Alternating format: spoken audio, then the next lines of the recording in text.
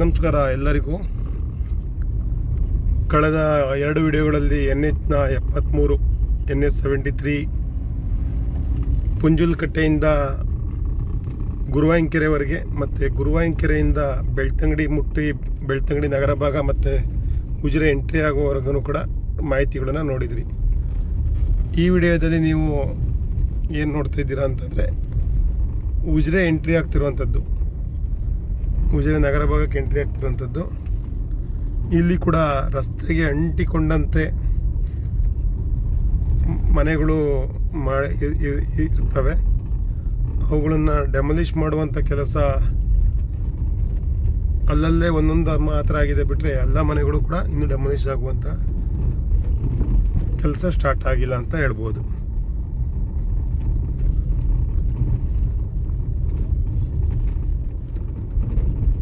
ಉಜಿರೆಗೆ entry ಆಗುವ ಸಮಯದಲ್ಲಿ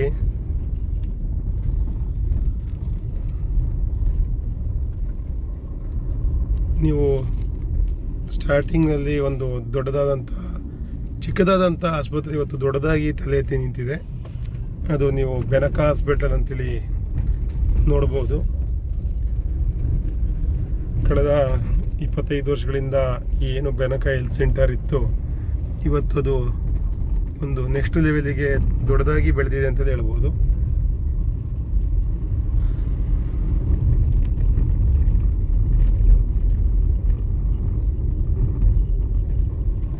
ನಗರ ಭಾಗದ ಕೆಲಸ ಏನೆಲ್ಲ ಆಗಿದೆ ಅನ್ನೋದಕ್ಕೆ ಈ ವಿಡಿಯೋದಲ್ಲಿ ನೀವು ಅಬ್ಸರ್ವ್ ಮಾಡ್ತಾ ಇರ್ಬೋದು. ಒಂದು ಬದಿಯಲ್ಲಿ ಒಂದು ಚರಂಡಿಗಳನ್ನು ಮಾಡುವಂಥ ಕೆಲಸಗಳನ್ನು ಮಾಡ್ತಾ ಇದ್ದಾರೆ.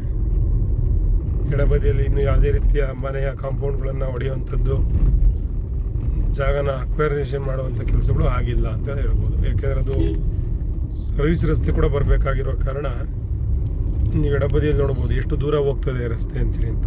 ಅಲ್ಲಿ ಏನು ನೋಡ್ತೀರಾ ಅಷ್ಟು ದೂರ ಸರ್ವಿಸ್ ರಸ್ತೆ ಹೋಗಬೇಕಾಗಿರ್ತದೆ.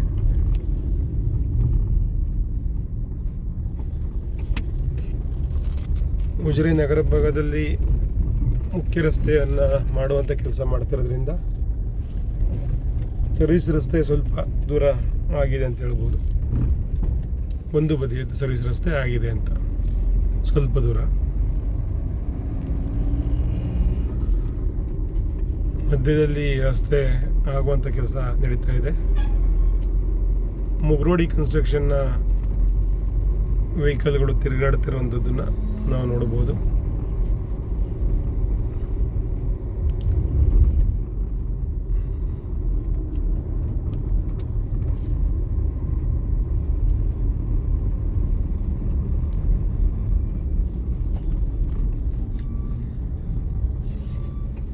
BC ರೋಡ್ನಿಂದ ಚಾರ್ಮುಡಿ ಘಾಟ್ನವರೆಗೆ 55 ಕಿಲೋಮೀಟರ್ ಏನು ರಸ್ತೆ ಇದೆ,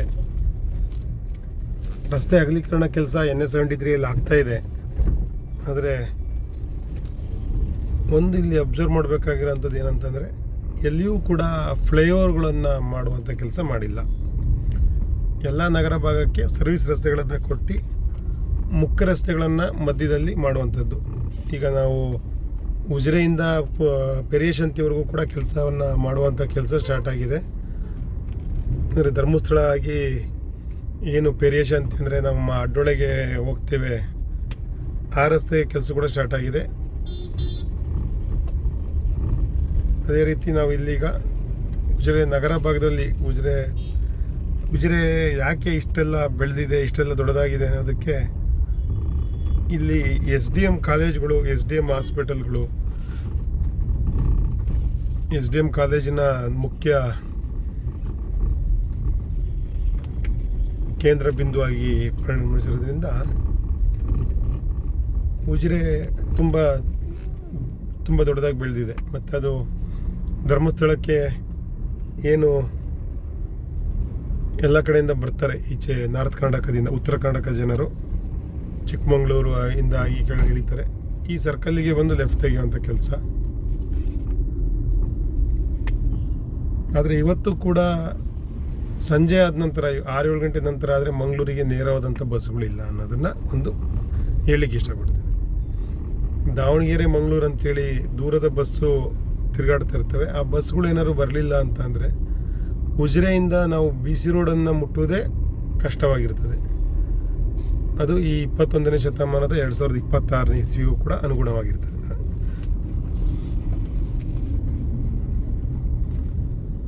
ಕಳೆದ ವರ್ಷನೇ ಈ ರಸ್ತೆ ಆಗಿತ್ತು. ಸರ್ವಿಸ್ ರಸ್ತೆಗೆ ಇನ್ನೂ ಯಾವುದೇ ರೀತಿಯ ಜಾಗವನ್ನು ಬಿಟ್ಟುಕೊಡುವಂಥ ಕೆಲಸ ಮಾಡಿಲ್ಲ. ಎಲ್ಲಿ ಬಿಟ್ಕೊಟ್ಟಿದ್ದಾರೆ ಅಲ್ಲಿ ಕೆಲಸ ಆಗಿದೆ ಅಂತ ಹೇಳ್ಬೋದು.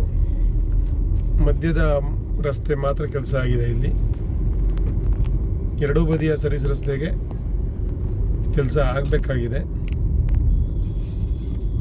ಕಾರಣಾಂತರಗಳಿಂದ ಇನ್ನೂ ಕೂಡ ಕೆಲಸ ಸ್ಟಾರ್ಟ್ ಆಗಿಲ್ಲ, ಇನ್ನೂ ನೀಟಾಗಿ ಮಾಡಿಲ್ಲ ಅಂತ ಹೇಳ್ಬೋದು.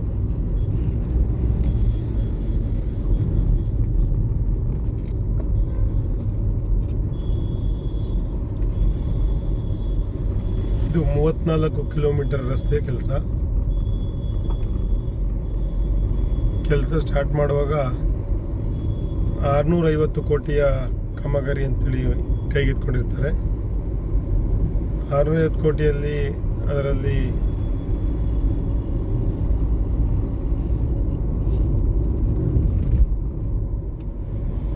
ಜನಗಳಿಗೆ ಲ್ಯಾಂಡ್ ಅಕ್ವೈಷನ್ ಮತ್ತು ಈ ಎಲ್ಲವಕ್ಕೂ ಹೋಗಿರೋಕ್ಕೆಲ್ಲವಕ್ಕೂ ಕೂಡ ದುಡ್ಡನ್ನು ಕೊಟ್ಟಿರ್ತಾರೆ.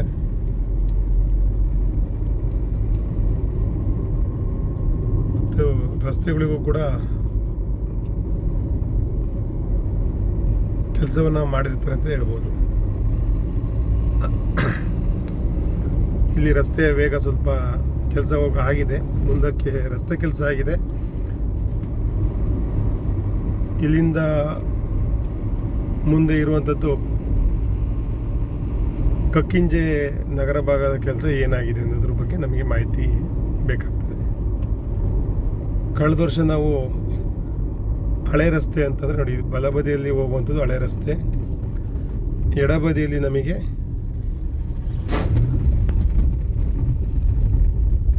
ನಾವು ಮುರುಡಿ ಕನ್ಸ್ಟ್ರಕ್ಷನ್ಸ್ ಅವರ ಪ್ಲ್ಯಾಂಟನ್ನು ಕಳೆದ ಬಾರಿ ತೋರಿಸ್ತಾ ಇದ್ದೆ. ಈ ಥರ ಹಳೆ ರಸ್ತೆಯಲ್ಲಿ ಹೋಗುವಾಗ ತೋರಿಸ್ತಾ ಇದ್ದೆ. ಈಗ ಹೊಸ ರಸ್ತೆಗೆ ಕಲ್ಲುಗಳನ್ನು ಹಾಕಿದರೆ ಇಲ್ಲಿಗೆ ಟಾರ್ ರಸ್ತೆಯನ್ನು ಹಾಕಬೇಕಾಗಿದೆ.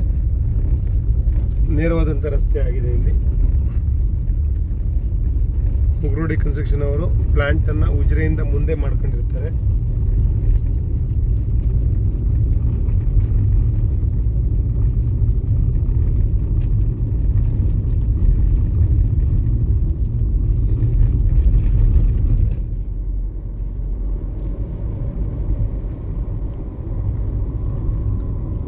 NH 73 ಕೂಡ ಕೆಲಸ ವೇಗವನ್ನು ಪಡ್ಕೊಂಡು ಸ್ವಲ್ಪ ಏನು ಜನಗಳಿಗೆ ಅನಾನುಕೂಲತೆಗಳು ಆಗ್ತಾಯಿತ್ತು ಅಂತ ಹೇಳ್ತಿದ್ವಿ, ಅದಕ್ಕೆಲ್ಲದೂ ಕೂಡ ಅನುಕೂಲವಾಗುವಂತೆ ರಸ್ತೆಗಳು ಆಗ್ತಾ ಇದೆ.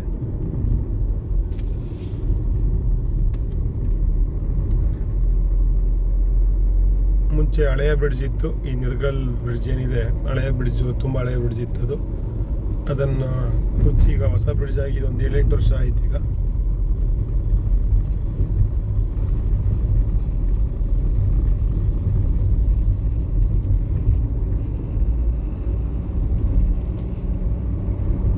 ಈ ರಸ್ತೆಯಲ್ಲಿ ಮುಖ್ಯವಾಗಿ ನಾವು ನೋಡುವಂಥದ್ದು, ಮುಖ್ಯ ರಸ್ತೆಗೆ ಎರಡೂ ಬದಿಯಲ್ಲಿ ಡ್ರೈನೇಜ್ಗಳನ್ನು ಮಾಡ್ಕೊಂಡು ಬಂದಿರುವಂಥದ್ದು. ಎಲ್ಲಿ ಹಳ್ಳಿಗಳು ಅಥವಾ ಸಿಟಿ ನಗರಗಳು ಸಿಗ್ತದೆ ಅಲ್ಲಿ ಎಲ್ಲ ಕಡೆ ಕೂಡ ಡ್ರೈನೇಜ್ಗಳು ಮಾಡಿರ್ತಾರೆ. ಎಲ್ಲಿ ಸ್ವಲ್ಪ ಕಾಡು ಅನ್ನುವ ಪ್ರದೇಶ ಸಿಗ್ತದೆ ಅಲ್ಲಿ ಮಾತ್ರ ಡ್ರೈನೇಜ್ಗಳಿಲ್ಲ. ಈಗ ನಾವು ಕಾಡಿನ ಒಂದು ಜಾಗದಲ್ಲಿರುವಾಗ ಎರಡೂ ಬದಿಯಲ್ಲಿ ಡ್ರೈನೇಜ್ಗಳನ್ನು ಮಾಡುವಂಥ ಕೆಲಸ ಮಾಡಿಲ್ಲ. ನಾರ್ಮಲಾಗಿ ಡ್ರೈನೇಜಲ್ಲಿ ನೀರು ಹೋಗ್ತದೆ, ಅಂದರೆ ಬಂದಿದ್ದರೆ ಮಳೆ ನೀರು ಹರಿದು ಹೋಗ್ತದೆ ಅನ್ನೋದು ಇದೆ. ನಗರ ಭಾಗಕ್ಕೆ ಬಂದ ತಕ್ಷಣವೇ ಅಲ್ಲಿ ನೀಟಾಗಿ ಏನು ಡ್ರೈನೇಜ್ಗಳು ಮತ್ತು ಕಬ್ಬಿಣ ಸರಕುಗಳಿಂದ ರೇಲಿಂಗ್ಸ್ಗಳನ್ನು ಮಾಡುವಂಥ ಕೆಲಸವನ್ನು ಮಾಡಿರ್ತಾರೆ. ನೀವು ಎರಡೂ ಬದಿಯಲ್ಲಿ ಅಬ್ಸರ್ವ್ ಮಾಡ್ತಾ ಇರ್ಬೋದು. ಅರಿಶಿಣದ ಕಲ್ಲರದ ಕಂಬಗಳನ್ನು ನೆಟ್ಟಿದ್ದಾರೆ. ಅಲ್ಲಿಂದ ಅಲ್ಲಿವರೆಗೂ ಕೂಡ ರಸ್ತೆನ ಮಾಡಲಿಕ್ಕೆ ಅಂತೇಳಿ ಅಕ್ವೈಷನ್ ಮಾಡುವಂಥ ಜಾಗ ಅಂತ ಹೇಳ್ಬೋದು. ಈ ಜಾಗದ ಕೆಲಸ ಕಳೆದ 2 ವರ್ಷದಿಂದ ಆಗಿರೋದ್ರಿಂದ ಕಳೆದ ವರ್ಷ ಕೂಡ ಮಳೆಗಾಲದಲ್ಲಿ ಕೂಡ ಈ ರೋಡಲ್ಲೊಂದು ಚೆನ್ನಾಗಿ ಓಡಾಡ್ತಾ ಇದ್ವಿ ಅಂತ ಹೇಳ್ಬೋದು. ಆದರೆ 2024 ಜುಲೈ ತಿಂಗಳಲ್ಲಿ ಮಳೆ ಯಥೇಚ್ಛವಾಗಿ ಬಂದಾಗ ಈ ರಸ್ತೆಯಲ್ಲಿ ಪೂರ್ತಿ ಮಣ್ಣಿನ ಕೆಲಸನೇ ಆಗಿದ್ದರಿಂದ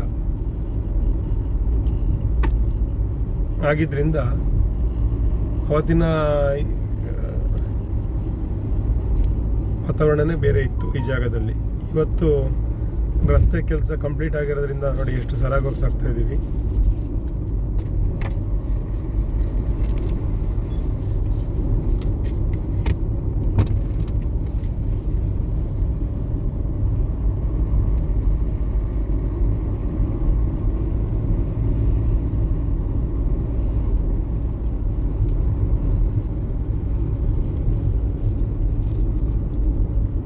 ಇದು ಉಜಿರೆ ನಗರಕ್ಕೆ ಎಂಟ್ರಿ ಆದಾಗಿಂದ ಏನು ನಾವಿವಾಗ